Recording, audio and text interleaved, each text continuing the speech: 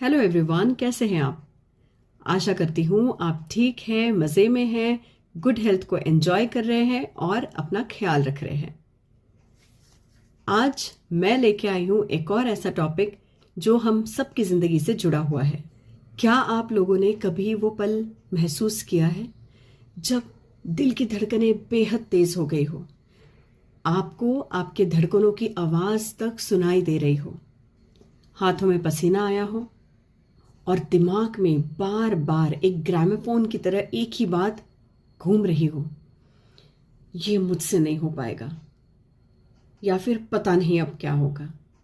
ये एक familiar feeling है और इसे हम कहते हैं फियर और एंग्जाइटी। आपके अंदर एक छोटा सा डर होता है, फिर देखते ही देखते हमारी सोच के तड़के के साथ उसे हम और बड़ा बना देते हैं। We make it like a huge mountain. और फिर जब वो माउंटेन हमारे सामने रहता है, हम सोचते हैं हम इसे पार करके आगे बढ़े या पलट जाए और जहाँ थे वहीं पीछे चले जाए। लगता तो है कि हमने नया रास्ता ढूंढना चाहिए या इसे पार करना चाहिए, पर ये जो धड़कनों की आवाज़ है, ये जो फियर है, जो एंग्जाइटी है, हमारे सारे प्लान्स पे पानी फेर देती है। और आज हम समझेंगे इसी फियर और एंग्जाइटी को, इसका कॉज क्या है, इसका सल्यूशन क्या है, इसके पीछे का साइंस क्या है, और ये सब हम देखेंगे एक प्रैक्टिकल अप्रोच के साथ। तो देर किस बात की, लेट्स डाइव इन। सबसे पहले तो हम ये देखेंगे ये फियर और एंग्जाइटी होती कैसी है। इसके पहले जो हेल्थ रिलेटेड वीडियो है उसमें भी मैंने बताया था पूरा वर्किंग इस फियर और एंग्जाइटी का। यहाँ इतने डिटेल में तो नहीं, पर आज मैं आपको शॉर्ट में ज़रूर बताऊंगी फियर एंग्जाइटी का ये खेल है क्या। देखिए, सबसे पहले जान लीजिए फियर और एंग्जाइटी का होना ये कोई अननेचुरल नहीं है। फियर और एंग्जाइटी ये बड़ी नेचुरल सी चीज़ें हैं जो हमारे बॉडी में, हमारे सिस्टम में बिल्ट की गई थी खतरों से बचने के लिए। यानी जब भी हमें महसूस होता है कि कोई खतरा है, यानी जब हम किसी खतरे को परसीव करते हैं, फिर वो रियल में हो या इमेजिनेशन में हो। दोबारा बताऊंगी, फिर वो रियल में हो या इमेजिनेशन में हो, जब भी हम परसीव करते हैं किसी खतरे को, रियल या इमेजिनेशन वाला, तब हमारे अंदर 3 मोड्स ऑन हो जाती है। तब हमारे बॉडी का रेस्पॉन्स सिस्टम एक्टिवेट हो जाता है और हम रेस्पॉन्ड तीनों में से एक मोड में करते हैं। या तो वो फाइट है, या तो फ्लाइट है, या तो फ्रीज है। फॉर एग्जाम्पल सोचिए, अगर एक जंगल से एक आदमी गुजर रहा है और उसके सामने आ जाता है एक शेर। अब इस शेर को देख के, यानी ये रियल खतरा है, रियल खतरा है। अब ये जो खतरा रियल वाला है, इस खतरे की वजह से हमारे बॉडी में रेस्पॉन्सेस एक्टिवेट हो जाते हैं। अब ये रेस्पॉन्स कैसे हो सकता है? तीनों में से कोई भी एक मोड, यानी फाइट यानी शेर के साथ फाइट करो, फ्लाइट यानी शेर दिखा तो भाग जाओ, और तीसरा फ्रीज, शेर दिखाए हम फ्रीज होके खड़े हैं। ये एग्जाम्पल था एक ऐसे खतरे के बारे में जो एक्चुअली सामने खड़ा था, यानी रियल खतरा। ये रेस्पॉन्स सिस्टम इसीलिए हमारे बॉडी में इंस्टॉल किया गया था। यहां तक तो बात ठीक है, बट नाउ व्हाट इज, हम हर एक चीज को डेंजर, खतरा मान लेते हैं और वो चीज कन्वर्ट होती है हमारे स्ट्रेस में।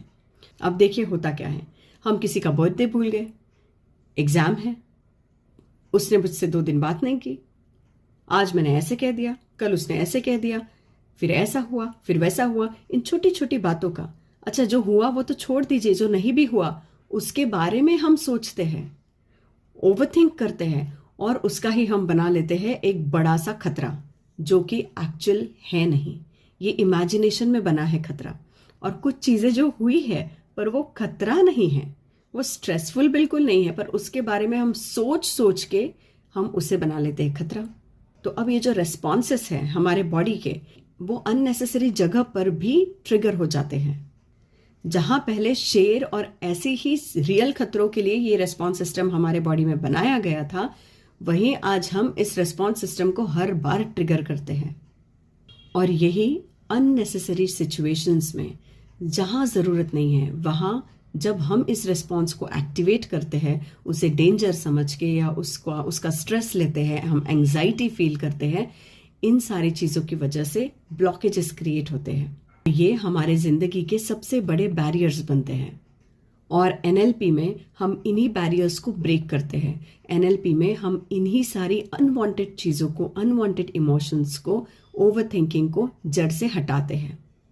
एनीवेज, तो अब हम आगे बढ़ते हैं and let's see what are the common causes behind this fear. सबसे पहला नंबर इसमें आता है चाइल्डहुड कंडीशनिंग का।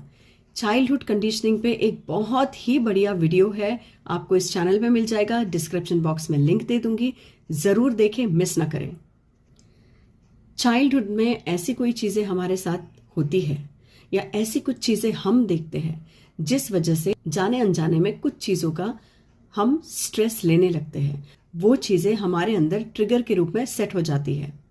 जैसे बचपन में अगर आपने लड़ाई झगड़ा बहुत देखा हो तो उस समय जो भी आपके साथ हुआ या जो आपने महसूस किया उसमें से कुछ चीजें बन जाती है आपके ट्रिगर्स। इसके अलावा जो एक्सपीरियंसेस हुए हैं उसमें कुछ ऐसे भी एक्सपीरियंसेस आ सकते हैं जो आपने खुद डायरेक्टली अनुभव किए हो। For example, let me state an example of one of my clients. एक छोटी सी बच्ची का ये किस्सा है। सो हर मॉम हैड कॉन्टैक्टेड मी क्योंकि सारे डॉक्टर्स को सबको दिखा के हो गया था, बट ये जो छोटी बच्ची है उसकी एक प्रॉब्लम जा ही नहीं रही थी। दैट इज, वो जब भी नहाती थी, छोटी सी बच्ची जब वो नहाती थी, भले ही वो सिर्फ पानी से नहाए, पहले उन्हें लगता था साबुन की रिएक्शन है तो उसकी बॉडी पे रिएक्शन होती थी, पूरे दाने दाने हो जाते थे उसकी बॉडी पे, सारे रैशेस हो जाते थे। पहले इन्हें लगा कि ये किसी सोप का रिएक्शन है, सोप्स चेंज करके देखी, माइल्डेस्ट सोप से भी रिएक्शन होती थी। बाद में इन्हें पता चला सिर्फ पानी से भी रिएक्शन होती है। अब सिर्फ पानी से क्या रैशेस हो सकते हैं? पर हुए। और इस बच्ची को सजेस्ट किए गए थे कुछ क्रीम्स, तो जब तक बच्ची क्रीम लगाती थी तब तक रैशेस चले जाते थे, तब तक रैशेस की प्रॉब्लम नहीं होती थी। The moment she would stop using the cream, फिर से रैशेस आ जाते थे। So this was the time when her mom contacted me. फिर बातों बातों में हमें पता चला कि 3 साल पहले जब इस बच्ची से मुझसे कांटेक्ट करवाया गया था, उसके 3 सालों पहले एक स्विमिंग पूल में ये और उसकी कजिन दोनों खेल रहे थे। She came out of the swimming pool whereas her cousin felt that she is drowning. तो उसकी कजिन को लगा कि वो डूब रही है, तो उसकी कजिन हाथ पैर मारने लगी, बचाओ बचाओ जोर जोरों से चिल्लाने लगी थी। बात अलग है कि उसी के सामने उसकी कजिन को बाहर निकाला गया and she was safe and everything was fine. पर देखिए, उस मोमेंट में मैं कहती हूँ ना, जाने अनजाने में भी हम अपने सबकॉन्शियस में ढेरों सारी चीजें रख लेते हैं। इसीलिए जब भी आप किसी के साथ बात करें, याद रखिए कि वो बातें अच्छी ही हो। आपको नहीं पता कौन सी बात आपके सबकॉन्शियस में हिट कर जाएगी और फिट हो जाएगी। तो इस बच्चे के साथ ऐसा ही हुआ। उस मोमेंट में ये जो सीन हुआ, that hit her hard in her subconscious, और उसके सबकॉन्शियस ने वाटर को रिजेक्ट करना शुरू किया। पीने से कुछ नहीं होता था उसे, पानी से रैशेस होती थी। जब हमने उसके कोर बिलीव्स पे और उसकी यादों पे वर्क किया, उसके जो पास्ट सिचुएशन, जो ट्रॉमा है, उस पे जब हमने वर्क किया, तब कहाँ जाके वो इस सिचुएशन से बाहर आई। और उसके बाद वो बच्ची अच्छी से नहाती थी, साबुन भी यूज करती थी और उसे कोई प्रॉब्लम नहीं हुआ। This is how our mind works. And इसीलिए मैं कहती हूँ, आवर माइंड इज मैजिकल, कभी भी कुछ भी दे देता है। इसीलिए दिमाग को वही चीजें खिलाओ, वही खाना दो जो हमें उससे रिटर्न में चाहिए। So if we give our mind good things, mind will give it back to us. इसी तरह से बचपन की कंडीशनिंग, फिर वो चाहे डायरेक्ट हो, इनडायरेक्ट हो, किससे वाकिए हो, तो इन सब से जो हमारी बचपन में कंडीशनिंग होती है, उससे हमारे फियर्स को ट्रिगर करने वाली चीजें पैदा होने लगती है। जैसे इस बच्ची के केस में पानी ट्रिगर का काम कर रहा था, किसी के केस में बस 2 लोगों का झगड़ा देख लो तो ट्रिगर हो जाता है फियर एंड एंजाइटी। किसी ने बचपन में अगर हेल्थ इश्यूज देखे हैं तो कहीं भी हॉस्पिटल देख के, हेल्थ इश्यूज देख के उनका फियर और एंजाइटी ट्रिगर हो जाएगी। तो ये हुआ number 1 point, that is childhood conditioning. हमारी चाइल्डहुड की कंडीशनिंग हम क्या ब्रेक कर सकते हैं? जी हाँ, बिल्कुल कर सकते हैं। साथ में हम ये भी ध्यान रख सकते हैं कि हमारे बच्चों की कंडीशनिंग कैसे हो रही है। अगर अभी तक कहीं कुछ गड़बड़ हुई हो तो उसे हम रेक्टिफाई भी कर सकते हैं। Next point is overthinking and negative imagination. कई बार हमारी जिंदगी इतनी बुरी नहीं होती है जितना हम उसे परसीव करते हैं। छोटे छोटे फेलियर्स भी आते हैं तो हम डर जाते हैं। एक बार इंटरव्यू में फेल हो गए या दूसरी बार इंटरव्यू में फेल हो गए तो हम ओवरथिंक करने लगते हैं, ये क्यों हुआ, ऐसे क्यों हुआ, क्या मेरे साथ ये हमेशा ही होगा। एक छोटी सी भी अगर प्रॉब्लम जिंदगी में हुई है तो हम उस प्रॉब्लम पे ही ज्यादा फोकस करते हैं। जैसे अगर एक वाइट कैनवस हो और उस वाइट कैनवस में अगर एक काला दाग हो तो सारा ध्यान उस काले दाग पे देते हैं। ये नहीं कि कैनवस बाकी कैनवस कितना वाइट है वहां ध्यान नहीं जाएगा, उस काले डॉट पे ही ज्यादा ध्यान जाएगा। बस इसी तरह से हम अपनी जिंदगी को भी देखते हैं। जिंदगी में चाहे कितनी भी खूबसूरत चीजें क्यों ना चल रही हो, पर हमारा ध्यान जाता है उन दो चीजों पे जो बुरी चल रही है, और सिर्फ ध्यान नहीं देते, हम उस पर ओवर थिंक करते हैं। इस पे ओवर थिंकिंग का एक वीडियो बनाया हुआ है, जरूर देखिएगा। उसमें सारी टेक्निक्स दी है ओवर थिंकिंग से बाहर कैसे निकले इस बात पे। उसकी लिंक भी मैं आपके लिए डिस्क्रिप्शन बॉक्स में जरूर रखूंगी। तो अगर आप में से कुछ लोग ऐसे हैं जो ओवर थिंकिंग के शिकार है तो आप उस वीडियो को जरूर देखें। ये मेरे दिल से रिक्वेस्ट है, क्योंकि आपके लिए वो बेहद जरूरी है इस वक्त। और अगर आप अब तक मुझसे जुड़े हुए हैं तो आपको पता होगा, मैं वीडियोस में बताती रहती हूँ, हमारे माइंड के लिए इमेजिनेशन भी रियलिटी होती है। अगर आप नेगेटिव इमेजिनेशन करेंगे तो हमारे माइंड को लगेगा नेगेटिव आपकी जिंदगी में एक्चुअली चल रहा है, whereas that is not actual, that is a perceived thing. हम सोचते हैं उसने मेरे बारे में बात की होगी, फिर उसने ये कहा होगा, उसने वहां कहा होगा, फिर इसने ये बात बताई होगी, फिर इन दोनों की क्या बात हुई होगी। माय गॉड, इतना सारा नेगेटिव इमेजिनेशन, इतनी ज्यादा ओवर थिंकिंग, यानी हम हमारा वक्त और हमारी एनर्जी इस चीज में ही हम डालते हैं। तो फिर हमारी न्यूरॉन्स यानी हमारे थॉट्स, हमारी फीलिंग्स, हमारी एक्शंस सारी गड़बड़ हो जाती है। यानी अगर कुछ हुआ भी ना हो तो हम सोचेंगे कि ये हुआ है, इमेजिन करेंगे हुआ है। हमारी फीलिंग्स उस सिचुएशन, उस इवेंट या उन लोगों के लिए खराब रहेगी, और हमारी जो एक्शन यानी हमारे बात करने का लहजा, जो हम बात कर रहे हैं वो पॉइंट्स या जिस तरह से बात करते वो पूरी तरह से बर्बाद होंगे। और फिर हमारे रिश्ते खराब होंगे, हमारा दिमाग खराब होगा, वो अलग। साथ में हम हाई बीपी और शुगर को इनवाइट करेंगे, वो तो और अलग बात है ना। तो इसीलिए इन सारी चक्कर से बचना है तो ओवर थिंकिंग और नेगेटिव इमेजिनेशन को आपकी जिंदगी से हमेशा के लिए हटा दीजिए। देखिए, जैसे अगर दो पौधे हैं, उसमें से एक ही पौधे पर अगर आप हमेशा ज्यादा ध्यान देंगे, हमेशा उसी को पानी देंगे, अच्छी से उसकी देखभाल करेंगे, हमेशा उस पर ध्यान देंगे, तो वही एक पौधा बढ़ेगा, दूसरा सूख जाएगा। अब ये आपके हाथ में है। So this is completely your choice, कौन सा पौधा आपको चुनना है। आपके पास अच्छी सोच है और आपके पास एक नेगेटिव इमेजिनेशन, नेगेटिव सोच या ओवर थिंकिंग है। आपका वक्त और आपकी एनर्जी आप जिस गमले पे देंगे, जिस पौधे के लिए आप लगाएंगे, वही पौधा बढ़ेगा। फिर वो आपकी ग्रोथ की बात हो, आपके आगे बढ़ने की बात हो, आपकी सक्सेस की बात हो, आपकी खुशी की बात हो, या तो ये गमला हो, या तो फिर ओवर थिंकिंग, इसने मुझे क्या कहा, उसने मुझे क्यों कहा, ये कैसा हुआ, वो उसको क्या कह रहा होगा, मेरे साथ आगे क्या होगा, ये हुआ तो क्या होगा, उसके साथ ये हुआ तो मेरे साथ भी ये होगा। ये जो सारा नेगेटिविटी है, ये जो सारे negative imagination and over thinking है, बहुत टॉक्सिक चीजें हैं। तो ये एक गमला हुआ, ये दूसरा गमला हुआ। आपको चॉइस करना है, आपकी टाइम, एनर्जी, एफर्ट्स आपको किस गमले पे देने हैं, यह आपकी चॉइस है। चलिए आगे बढ़ते हैं और मैं आपको बताती हूँ third reason, that is fear of failure.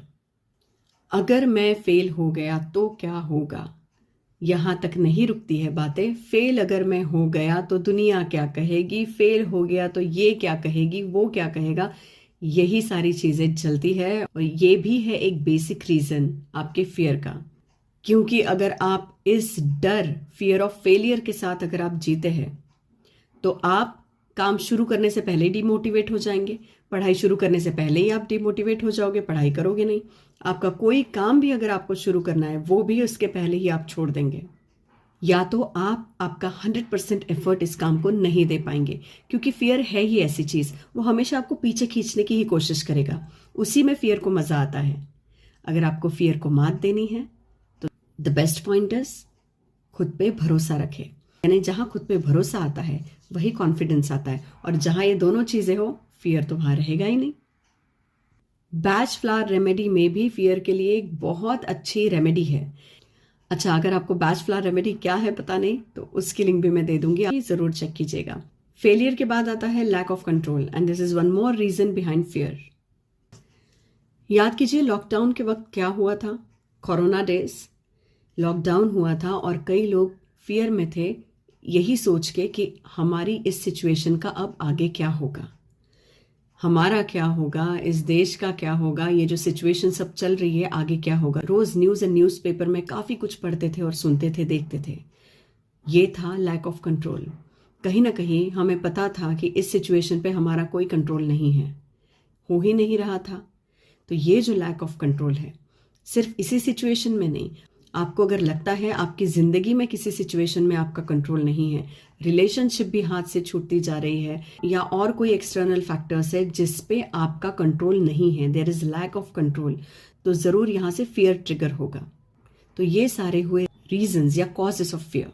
चलिए, तो जैसे मैंने कहा था, मैं आपको थोड़ा साइंस बता दूं। तो जब आप फियर या एंजाइटी महसूस करते हैं, तब आपके ब्रेन में एक घंटी बजती है, यानी फायर अलार्म बजता है, और ये फायर अलार्म सिग्नल देता है कि यहाँ कुछ गलत हो रहा है। इस फायर अलार्म का नाम क्या है? अमिगडाला, याद रखिएगा। इसके बाद आपके बॉडी में एड्रेनलिन और कॉर्टिसोल रिलीज होता है। ये दोनों मिलके क्या करते हैं? ये जब रिलीज होते हैं, ये आपकी हार्ट रेट को बढ़ा देते हैं और ये आपको हाइपर अलर्ट कर देते हैं। ये है हमारे बॉडी का नेचुरल मैकेनिज्म। अब किस तरह से ये अलार्म बजता है, क्या होता है, ये सारे डिटेल्स भी वो हेल्थ वाली वीडियो में आपको मिल जाएंगे जो डिस्क्रिप्शन बॉक्स में है। बहुत ही आसान तरीके से समझाया है, ज़रूर समझिएगा। उसमें आपको बीपी कैसे होता है, शुगर कैसे होता है, ये सारी चीज़ें दी गई है। इसे मिस तो हरगिज़ मत कीजिए, वो हेल्थ वाली जो वीडियो है उसको।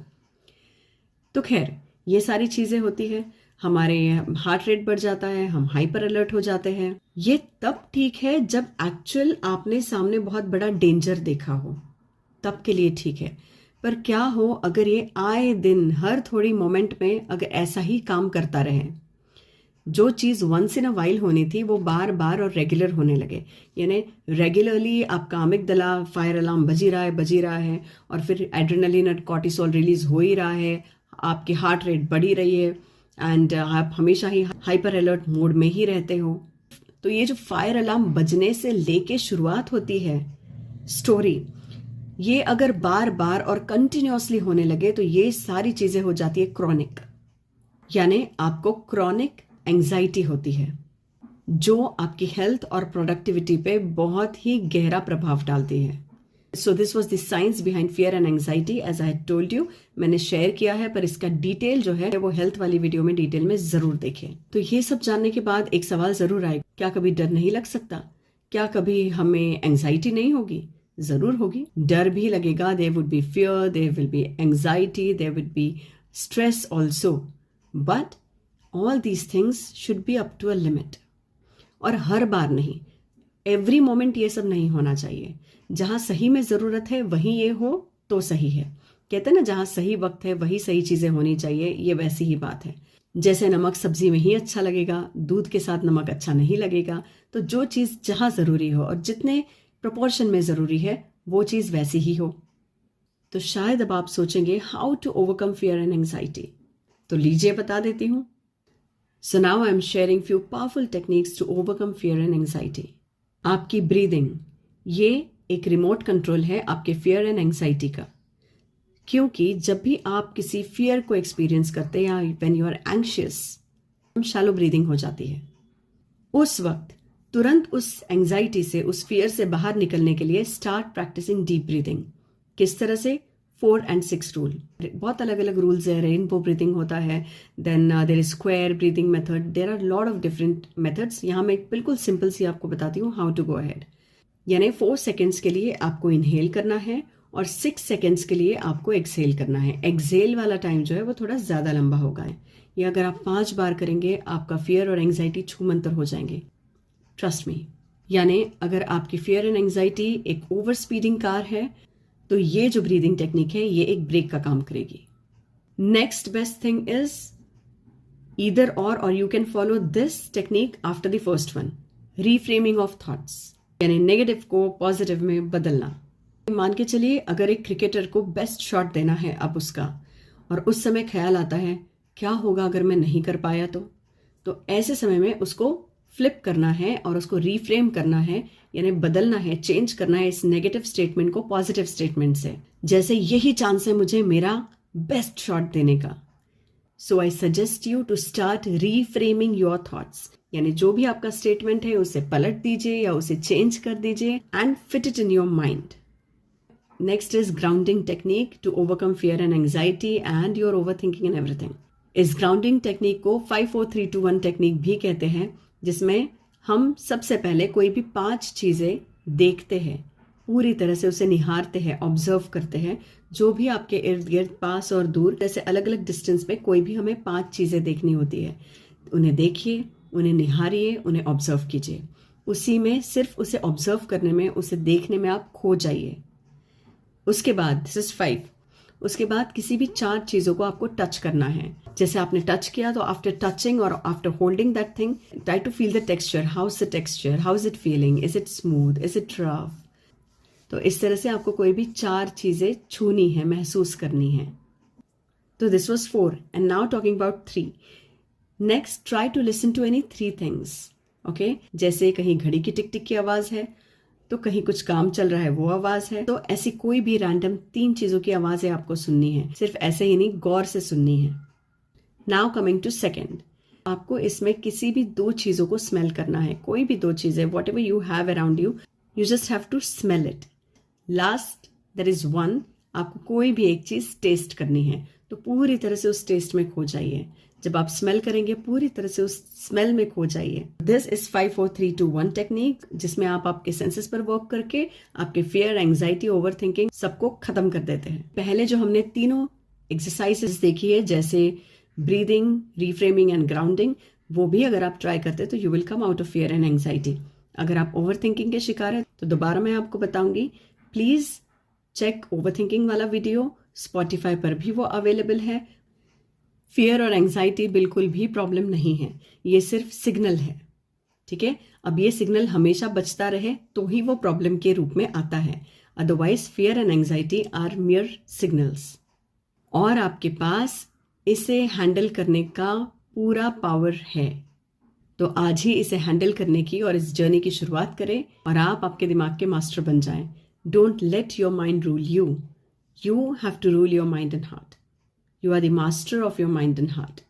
आपकी लाइफ के गाड़ी के आप ही ड्राइवर होने चाहिए। You should be there on the driving seat.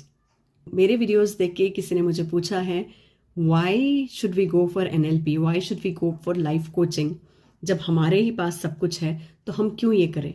तो देखिए, जैसे मान के चलिए आपके किचन में सारा सामान है, पर आपको कोई चीज़ कैसे बनानी है इसका गाइडेंस ज़रूर लगेगा, राइट। तो ये मैं भी कहती हूँ, आपके पास सब कुछ है, सारे ऑब्स्टिकल्स, चैलेंजेस को ओवरकम करने के सारे टूल्स आपके ही अंदर मौजूद है, पर उन्हें आपसे रूबरू कराने के लिए एक कोच की ज़रूरत होती है। As a neuro coach I do exactly that, as NLP expert I do exactly that. और याद रखिएगा, NLP life coaching, these are not expenses, this is investment, investment on you. ये एक ऐसा इन्वेस्टमेंट है जिससे आपका पीस और आपका कॉन्फिडेंस आप में रिस्टोर होगा। एक प्रोफेशनल गाइडेंस लेना आपके लिए गेम चेंजर का काम करेगा। एंड अपार्ट फ्रॉम दैट, खुद के लिए ज़रूर थोड़ा सा वक्त निकालें, ये बहुत ज़रूरी है आपके लिए, आपके घर में सबके लिए। क्योंकि जब 1-2 लोग भी घर में ठीक हो जाते हैं, ऑरा अच्छा हो जाता है और माइंड रिफ्रेश रहता है, अपने आप ये जो एनर्जी है ये पूरे घर में और सारे फैमिली मेम्बर्स में फैल जाती है। इसीलिए याद रखें, खुद का मी टाइम ज़रूर लें, थोड़ा वक्त अपने प्रोग्रेस के लिए, ग्रोथ के लिए, पर्सनल ग्रोथ के लिए ज़रूर निकालें। And yes, don't forget to take care of yourself. Why? Because you are precious. तो अपना ख्याल रखें, इस वीडियो को ज़्यादा से ज़्यादा शेयर करें ताकि औरों को भी इससे बेनिफिट मिले। Thank you so much, take care.